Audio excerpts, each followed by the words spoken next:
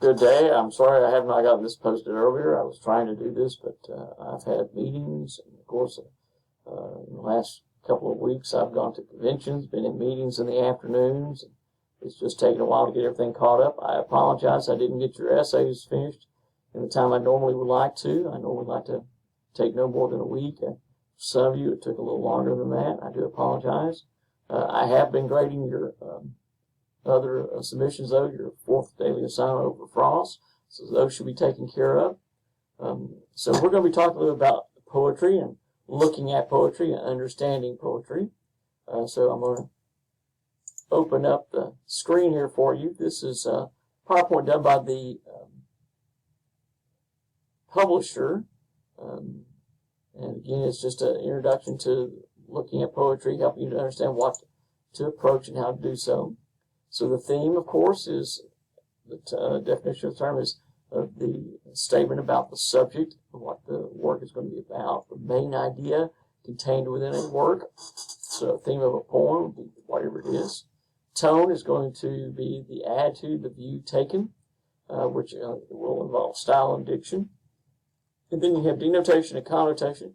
All of these are terms that you will see on your list of literary terms that you're expected to know that's provided for you. And then they have a few other ones. Syntax, I haven't worried about having you do diction and syntax per se. Diction is simply word choice. Syntax is how you put the words together to form phrases and clauses. The speaker of the poem is going to be important. As noted for you when you were doing the exercise over the Frost poem, Frost is not the speaker. Frost is the poet. The speaker of that poem, the narrator of that poem, is a creative persona, an individual that is not representative of Frost per se. Rather, it's that creative character. It says in some poems may dislike, distrust the speaker. Hopefully you have looked at My Last Duchess by Robert Browning, an example of the dramatic monologue style of poem. And in that one, the way that character emerges from what he says, from how he says it, we gain an impression of the speaker, and you're really not supposed to like him too well. And then you'll see the idea about the dramatic monologue, a style of poem that was popularized, well, I guess really in the Victorian era with Alfred Lord Tennyson. We have the example of Ulysses, and then, of course, Robert Browning, My Last Duchess. Those are famous dramatic monologues where it reads as a speech by a character, hence drama, speech as if it's in a play, and monologue, only one character speaks. Setting can be important in looking at the setting of Robert Frost, the Yellow Woods, all that becomes important. And so again, spatial, temporal setting, etc. In Stopping by Woods on a Snowy Evening, the setting was important. The darkest evening of the year, as it says. An allusion, which is what you're working on in regard to a poem that I posted for you, the Love Songs Out for Prufrock. You have a few other ones as well. We're going to look at one in just a moment. An allusion is, as it says, a reference to, they go something outside. It's a reference to someone or something historical or literary. That's what an allusion is. It will convey a subtext of meaning for the work. So, a reference to someone or something historic or literary to provide a subtext of meaning. Now, can you address the poem or the literary work? Can you discuss it without catching the allusion? Yes. But if you do catch the allusion, you suddenly have a deeper layer that you can look at. The occasional poem, referential poetry is going to be very visually oriented, representing, signifying things, actions, ideas, or feelings. That simply means symbol. That's what symbols are. Figure of speech, figurative language are going to be utilized. Metaphors and similes. Again, a metaphor is implicitly comparing, where you state directly that X is Y. The simile is as a direct comparison, explicit comparison. where you have a reason for the comparison, usually expressed with like, as, possibly, even, than. So there it says there are quick comparisons, not elaborate ones. Analogies and symbols, and we just said symbols, something that stands for something else, a deeper meaning, a significant meaning. Personification is giving human or lifelike qualities to something not human, not alive.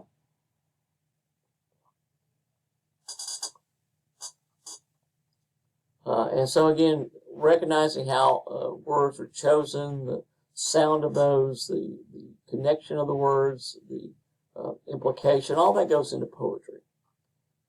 You have onomatopoeia, where it is a word that represents a natural sound, and we use it more often than we think. If you were talking about a dog barking, well, the dog doesn't actually say bark, bark, bark, but we've come up with that word to represent the sound the dog makes. Meter is the rhythmic pattern of unstressed and stressed syllables in a line of a poem. And you have different types of meter. On your list of literary terms, I give you one, iambic pentameter. A foot, also on your list, is a measure in a line. It's the unit. And so meter is determined by what kind of feet are actually appearing in the lines. So you have to recognize the number of syllables and the stressed and unstressed syllables in those. Pentameter, as I mentioned about iambic pentameter, means there are 5 of these feet per line. An iamb is, as it says here, an unstressed, stressed structure. It's a foot that consists of 2 syllables, unstressed, stressed. So when you put 5 of those in a line, 10 syllables, you have iambic pentameter. Trochee is the opposite of the iamb. It's stressed, then unstressed. Anapest is 2 unstressed, followed by stressed. Dactyl, I'm not going to have you worry about knowing all these, but you can see what they are. Some patterns are used. If you go through The Road Not Taken, he uses iambic pentameter. Excuse me, he uses iambic, but he also throws in an anapest. It's not pentameter. It's 2 roads, diverged, in a, yeah, low wood. So you have total of syllables. You have the 2 roads, the first iamb, diverged, second iamb, and then you have in a, yeah, that's an anapest, a wood. So you have only 9 syllables, so it's predominantly iambic, but it's iambic trimeter, there are only 3, with 1 anapest, an anapest monometer. And he does that consistently throughout the poem. Now, if you look at the road, the Stopped by Woods, it's whose woods these are, I think I know. So you have who woods, first syllable, iamb. These are, second iamb. I think, third, I know. So you have 4 iambs. So that would be iambic tetrameter. Rhyme scheme is present. If you again go through The Road Not Taken by Frost, he uses a definite rhyme pattern. Occasionally you'll see alliteration. Whose woods these are, I think I know. You have a little bit of the alliteration there with whose woods. Again, we have other assonants and consonants, repetition of consonant sounds. It does not have to be initial. Alliteration is repetition of initial consonant sounds. Consonants can be in the middle or at the end of words. Assonance is repetition of vowel sounds. Again, poems are written in stanzas, not paragraphs. And so you have different kinds of stanzas. And order and scansion is just going through noting the meter. Then we have some other aspects about structure to those. I'm just going through this very quickly. A sonnet consists of 14 lines. You have different kinds of sonnets. Shakespearean also, it's called the English sonnet, but referred to as Shakespearean sonnet because he wrote a number of these. And then you have the Petrarchan, the Italian sonnet, named after the poet Petrarch because he wrote over 300 of them in this pattern. And you also have Spenserian and a few other ones, but those are the 2 main ones that you need to know. So this is what they give you in the little PowerPoint that I put up there. That's from the publisher. Now if we can try to get down here to this one. the idea about explicating a poem, trying to just figure out the understanding of what a poem means. That's all an explication is. This is from the Writing Center at North Carolina, Chapel Hill, and it just goes over some details. Here's some repetitive aspects about iamb, the different meters, so you can go through that one. The idea about rhythm. The idea about explication is just trying to figure things out. Professor Harmon, who published a book about literary terms, said one way of starting out is just start this way. The poem dramatizes the conflict between. You have other ways. Again, here's an explication is trying to figure out what is meant on the surface and maybe get a little analytical, but for the most part, just did you understand what the poem is presenting? Can you explain that? And so you have the details here, and that's what explication is. What is good about this handout, it gives you some verbs to be using, how to do so. And then they give you this example explication, where it really just takes you through the poem, in this case, line by line, strophe by strophe, again, paragraph by paragraph. You might think, but this is called a stanza or a strophe, so we don't use the term paragraph. So you have the first strophe or stanza here, and just what goes on in it. The second strophe, the second stanza, what takes place there. And just work from there. This is by Sarah Teasdale. Really good poet. So anyway, when you're looking at these handouts and details, I try to give you a sample explication of the poem, how you can go about doing one, but this is just designed to help you. This is not the analysis of it. Well, it's blocked it now. Okay. I'll have to see what is taking place. We've had some resetting of our standards, and it's blocked some of it, so I'll make sure I get that reset for you guys. I have you some critical articles over at Wheelbarrow, a poem that you were asked to read, and the PowerPoint of the Road Not Taken, and the 6-Minute Scholar. Hopefully you've had a chance to look at that one, where she walks you through the poem. And then this was the article, Over the Road Not Taken, that some of you did read, where this is by David Orr, and he makes a comment that, let's see if we can get that to go away for right now. You're probably misreading Robert Frost's famous poem, because it talks about how it's been taught and understood to be, and that this really is not how the poem is set up, and it's not. It's read quite often as advice to people not to take the road other people have gone. Don't allow others to influence your decisions. Do not follow the crowd. Do not give in to peer pressure. The poem's not about that. It's not. First, there are no peers to influence. The narrator of the poem is solitary that day. There's no one there. When he looks at the roads, one is just as fair as the other. Both that morning equally lay in leaves, no step had trodden black. There's no difference. The passing there had worn them really about the same. So there is no difference where you see all the people going one direction, you're not supposed to go that way. There are no people. There's no one else there.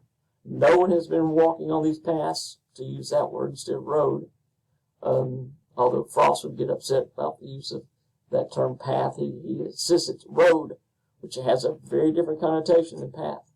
And so again, hopefully you had a chance to read this article, because it's a well-presented article to discuss the poem. And then I also have for you, before we look at a couple of these, a video over My Last Duchess, which is a very good, from Andrew Barker, discussion of this poem, where he walks you through it, gives an explication of it, and then he offers you a nice little comment that could be developed as a thesis around minute 43. So we have those, and then here's the poem, The Love Songs Out for Prufrock, where you have the example assignment to do. And in this particular one, you have just a number of allusions.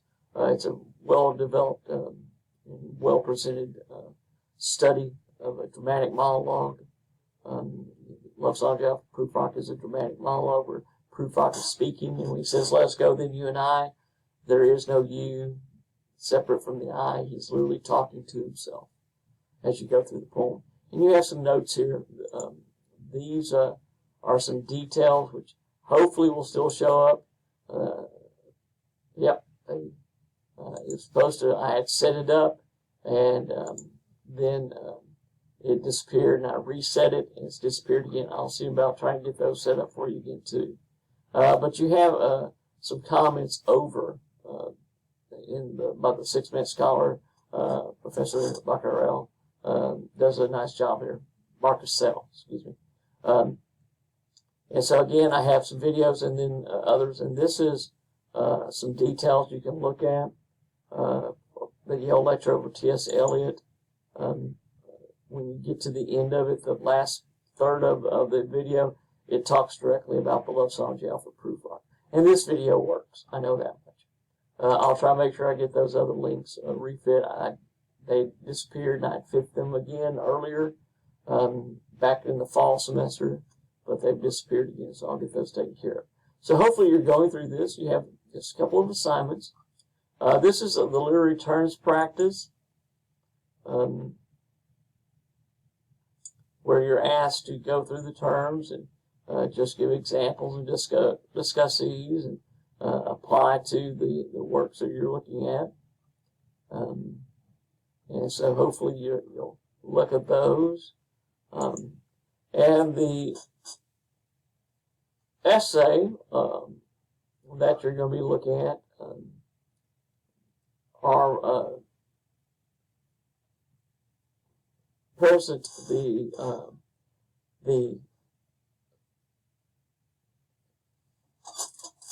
idea of the I'm going to try and get this. I can't get this to open up. There we go. It wasn't opening for me. Where you're looking at the poems, and I'm going to try and get this to be a little bit bigger for me. Again, it's an analysis of the work of literature. You have to have a thesis, supporting paragraphs, evidence that you're pulling from the poem, and you're discussing those details. You are to follow MLA format, and that's where I'm going to talk about for the next few minutes. People, you have to follow MLA format. MLA format means that you have paragraphs, that you hit the tab button and you indent every single paragraph. Do not block. You are to double space. This handout is not in MLA format for an essay. I didn't double space. I put extra spaces between the little information parts here. That's not how your essay is to appear. You are to have paragraphs, though. I did paragraph on this. For some of you, on your first essay submission that you didn't do MLA format. You blocked everything over here on the left margin. You put extra spaces between paragraphs, which you are not to do. Some of you even did not double space. So we're going to review that again. You also are to write in present tense when you are doing any analysis. The analysis is taking place in the now. Do not write in the past tense. And likewise, no I's, we's, or you's should be in your essay unless it's in the quoted material. Do not tell me about I think. Do not say we will see this or we recognize this. No, we do not. Do not say you can understand. No, you're not to address the reader. You're not to talk about your opinions and what you think. And you are not to include others in your discussion. You are to discuss the work from an objective, argued perspective. That's what literary analysis is. It's an argument, and arguments do not involve opinions and other people's status within that opinion. It involves evidence that is pulled from the work and is carefully examined and explained. It is the analytical discussion, offering an understanding of the work, building around a solid thesis. That's what an argument is. Also, as mentioned in the short story assignment, this essay is to be your own analysis with no outside research needed. Rather, you are looking at the work to pull all evidence. So you have several poems that I'll be discussing. I'm going to post a few more of these for you, but this is what you're looking at as your topics. You have 3. This is a comment from Robert Frost about studying poetry and the idea about having poems analyzed carefully. He remarked, poems are not meant to be read in course any more than they are to be made a study of. That he felt poetry should be read for poetry's sake alone, not to be forced upon students to read in a course, and definitely not to be studied, but to be enjoyed instead. And I ask you to argue, is this an appropriate way of thinking about poetry? You are to argue. When it says, do you agree? Do not say, yes, I agree with Robert Frost. No. You take the Robert Frost comment about not studying poetry, not having to read it in courses, is an accurate way of thinking about how poetry should be considered, or it's not accurate, whichever one you go with. And you're going to use a few poems from the book to argue whether poems should be read in course, poems should be studied, or not. The next one is to look at a central feature of a poem. Maybe you want to talk about irony, maybe you want to talk about imagery, maybe you want to talk about symbolism, maybe you want to talk about the use of allusions. And so you're going to select one poem, and one key feature to discuss how it impacts the overall development thematically of the poem. And then the last one is about comparing two, where you're going to look for particular aspects, symbolism, other aspects maybe, and you're going to evaluate. You'll notice this sounds very similar to the third topic that you had from the short story essay. It's based on the same one. Again, certain aspects need to be considered here, and views need to be looked at, so that you're, again, working on developing that. So again, that's the essay over poetry topic. I have just given you an overview. I'll have another video later as we get close to this. That essay is not due until the 31st, which is the week after you come back from spring break. You come back on the 31st. That gives us a week to get you back into classes and back into the habit of reviewing and looking at online and working from there. Now, looking at, I went the wrong place, excuse me. I meant to click module. Up to the Start Here module, the course schedule shows you the different works that you should be looking at. So selected poetry, I'm going to tell you which one those are. You have My Last Duchess, Ulysses to be looking at. Dickinson and Yeats, chapter 21, chapter 22. Those are all poems. Chapter 22 is all about the Harlem Renaissance. So, again, number of poems in each one of these to be looking at. And so you should be reading these. As I said, I already had the Road Not Taken, Red Wheelbarrow, Stalked by Woods posted for you. You have the Ulysses, My Last Duchess. You have the 2 chapters here. Chapter 22 says about the Harlem Renaissance. Contains a number of poems by a number of really fine poets. And then I have a couple other ones I want us to look at, such as the assigned poem of the Love Song to Alfred Prufrock that you're asked to do the assignment over. So as we're looking at the details here, as we're looking at the different works, again, in your textbook, this is one that I'll be asking you to look at. It's called Disabled by Wilfred Owen. It is located on page 807 and 809, because it goes on to this page. Well, yeah, 808, excuse me, 807 and 808. Wilfred Owen is one of these poets that just is a remarkable poet. I'm going to do another one of his poems, Dolce et Decorum Est, and so I'm going to discuss this poem and Dolce et Decorum Est, and you can just put this over here in the search. If you want to go ahead and start reading, I will send you the page numbers. But you can see this one I did, Dolce et Decorum Est, right here. And then here is the poem itself, so cancel that part. So here's the poem. And again, he's just one of these writers that is very, very special. This one starts on page 939 and is contained on the one page. It's only 28 lines.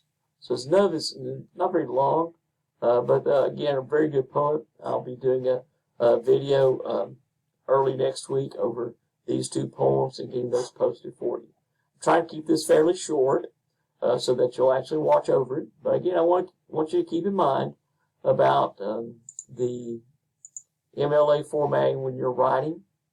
There is a guide for that where it shows how to write this, what needs to go into it. And then under the short story unit, I had for you details about MLA formatting. Excuse me, I'm trying to get that. It should have been up here. How to write it, so it's up here for you. So again, MLA format is going to be important. You have to follow through with it. Trying to close this off. So we've got that all taken care of. So again, as you're working on your daily assignments, please make sure you get those in. You have a couple, one that's due soon and one that's due a little bit later. So again, please be reading the poems that are listed, and I'll send you the update on the Dolce Decorum S and disable those page numbers, as well as a couple other poems that I would like you to be looking at, including, of course, the one that's posted here, the Love Song to Alfred Prufrock. All right, any questions, you can always send me an email. And again, I hope you'll keep reading, and we'll get this posted here as soon as we can. I'll send a note to everybody.